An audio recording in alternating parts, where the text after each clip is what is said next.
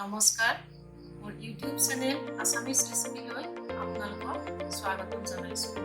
আজি আপোনালোকৰ বাবে লৈ আহিছোঁ মুগ দাইলৰ কচুৰি আৰু থেকেৰা টেঙাৰ চাটনিৰ ৰেচিপি। এই ৰেচিপিৰ বাবে প্ৰয়োজনীয় হোৱা সামগ্ৰীখিনি প্ৰথমে মই আপোনালোকক দেখুৱাই দিব খুজিছোঁ। তাৰপিছত মই প্ৰচেছটো দেখুৱাম কেনেকৈ এইখিনি তৈয়াৰ কৰিব লাগে। এই ৰেচিপিটোৰ বাবে প্ৰয়োজনীয়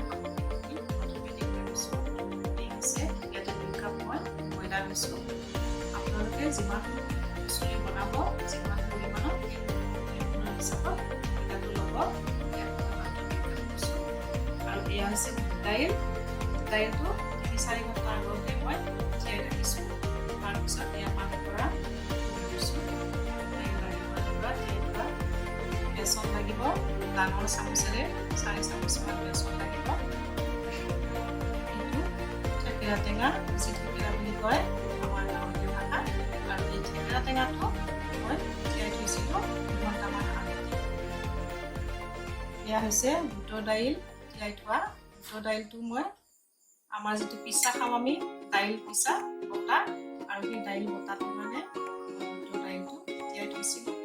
আপোনালোকে পচন্দ অনুসৰি বেলেগো বটা খাব পাৰে, বেলেগ দাইল তিয়াই থ'ব পাৰে, তেনেকৈ বটা এটা কৰি ল'ব পাৰে। আৰু মছলাখিনি মই দেখুৱাই দিছোঁ। জলকীয়া কাটি লৈছোঁ পিচ, পিঁয়াজ কাটি লৈছোঁ। এয়া হৈছে পাঁচফোৰণ, এইবোৰ মছলা, গোটেইবোৰ মছলা, জিৰা, জালুক, ধনিয়া, মিৰ্চ মছলা গোটেই মিহলাই হালধি গুড়ি, জোখমতে নিমখ আৰু 2 চামুচমান চেনি। এইখিনি সামগ্ৰীৰে এতিয়া আমি কচুৰিখিনি বনাম।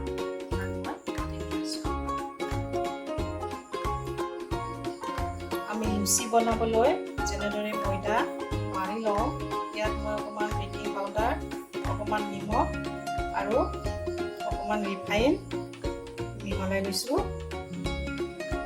তেতিয়া আমাৰ কচুৰিকেইটা চফ্ট হ'ব। এইখিনি মিহলাই লৈ এতিয়া এইখিনি মাৰি ল'ম।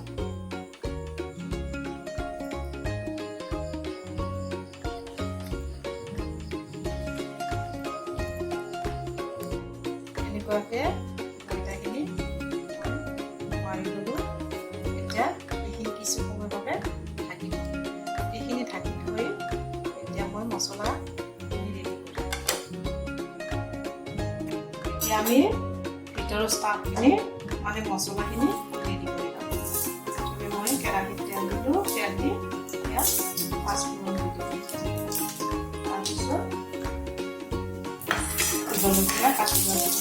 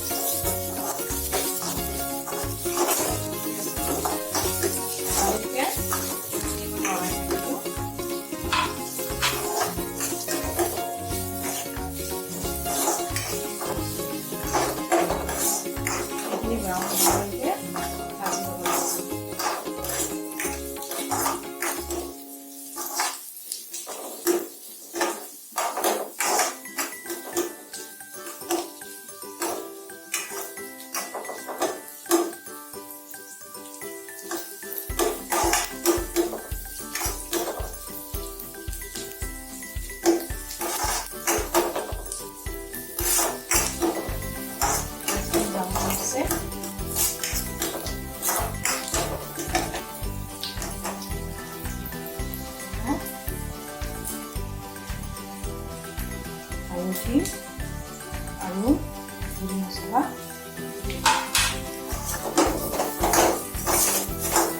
একেলগে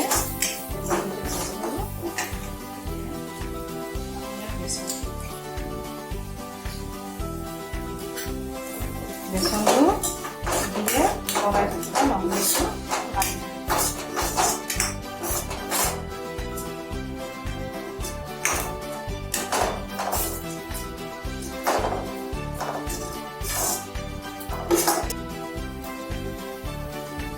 আমি এইখিনি ভাজি ল'লোঁ বেচন দি। এতিয়া ইয়াত দি আমি যে মুগ দাইলটো তিয়াই লৈছিলোঁ এই মুগ দাইলখিনি মই মিক্সিত এনেকৈ পিচি লৈছোঁ। আপোনালোকেও এনেদৰে মিক্সিত পিচি ল'ব। এতিয়া মুগ দাইলৰ পিচাখিনি ইয়াতে দি দিম।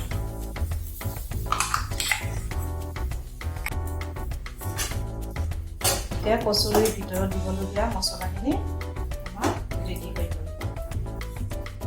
মই যিটো কেৰাহীত মছলাটো ৰেডি কৰিছিলোঁ সেই কেৰাহীটো মই আকৌ গেছত দিছোঁ। ইয়াত এতিয়া পাঁচফোৰণ দি দিম আৰু ইয়াত আমি চাটনিটো ৰেডি কৰিম।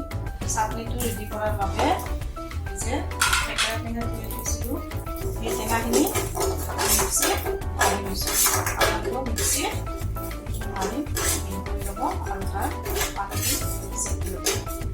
এতিয়া মিক্সিত মাৰি পানীটো চেকি লৈছোঁ। ইয়াত আমি চাটনিটো কাটি লোৱা জলকীয়া দিলোঁ, পাঁচফোৰণ দিলোঁ,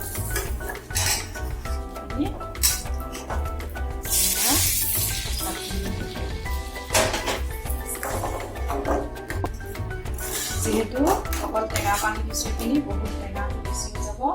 ইয়াত আকৌ পানী অলপ দি দিম।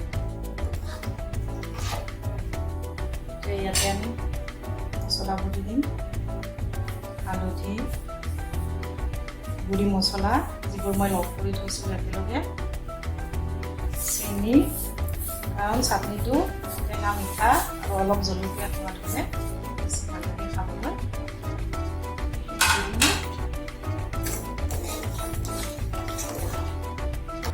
ইয়াত মই নিমখ দিলোঁ। নিমখটো আন্দাজমতে দিব লাগিব, টেষ্টটো চাই।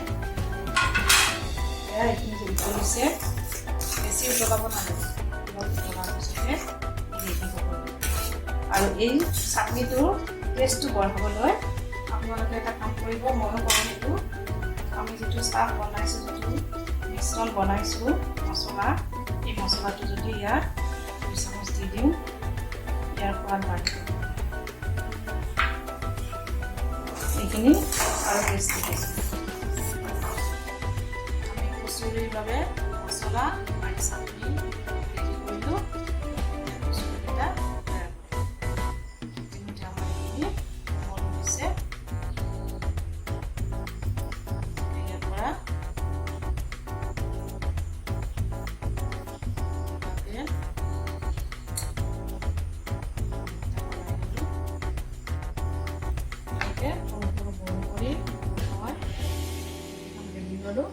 এতিয়া আমি কচুৰি টিকামিটো বনাওঁ দেখুৱাই দিছোঁ।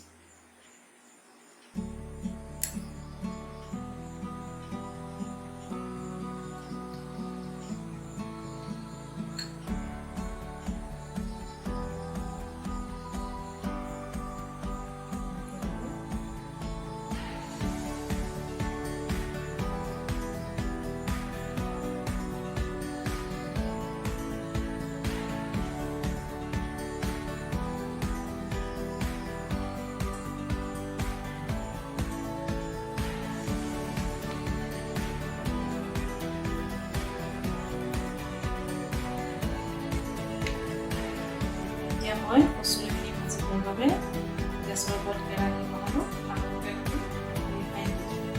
ৰিফাইনখিনি আমাৰ গৰম হৈ গ'ল। কচুৰিকেইটা এতিয়া ইয়াতে আমি ভাজিম।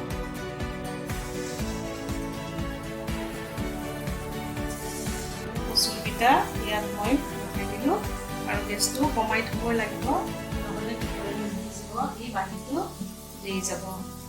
কিছু সময় এনেকৈ মই ভাজি ল'ম কচুৰিকেইটা। মুগ দাইলৰ কচুৰি, বুটৰ দাইল বটা আৰু থেকেৰা টেঙাৰ চাটনিৰে মই এই ৰেচিপিটো তৈয়াৰ কৰিলোঁ। আপোনালোকে ৰেচিপিটো কেনে পালে কমেণ্টত মোক জনাব।